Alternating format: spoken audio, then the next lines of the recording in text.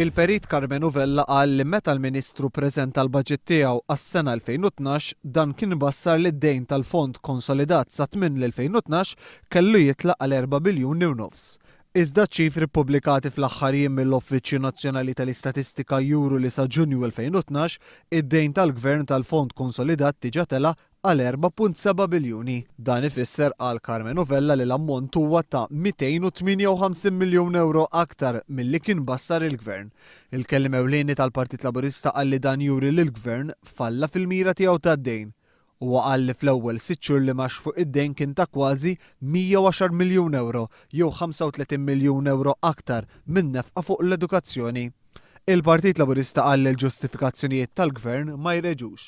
Fil-baġit li għadda l-Ministru Tonio Fenek kien ħabbar ukoll li fl-2012 id-deficit kellu jonqos b'50 miljun euro. Madankollu l-kelliem Laburista qal li skont il-figuri tal-Uffiċċju Nazzjonali tal-Istatistika qed jiġri bil-kuntrarju u dan għaliex sa nofs is-sena d-deficit kien diġà żdied b'139 miljun euro fuq il-mira s-sena kollha tas-sena 2012. Carmen Uvella qal li l-problema prinċipali tal-qagħda finanzjarja ħażina tal-Gvern hija li il-Gvern mhux jikkontrolla n-nefqa rikurrenti tiegħu.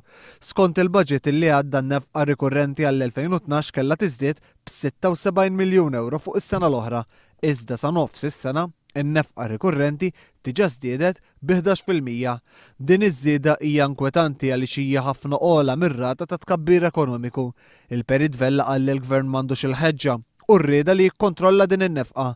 Al kontrarju biex irrażżan xi ftit il-qagħda finanzjarja ħażina, il-Gvern qed jippreferi jirrikorri għal tnaqqis fl-investiment kapitali minflok ma jikkontrolla n-nefqa rikorrenti. Tkellem dwar in-nefqa kapitali u kif din ma żdidiċ skont ma kien imwiegħed. Qal ukoll li fl-ewwel 6 xhur ta' din is-sena l-ammont ta' fondi li rnexxinna nġibu mill-Unjoni Ewropea kien ta' 9 miljun euro biss meta skont il-baġit il-Gvern kellu jdaħħal 194 miljun euro f'fondi mill-Unjoni Ewropea fis-sena 2012.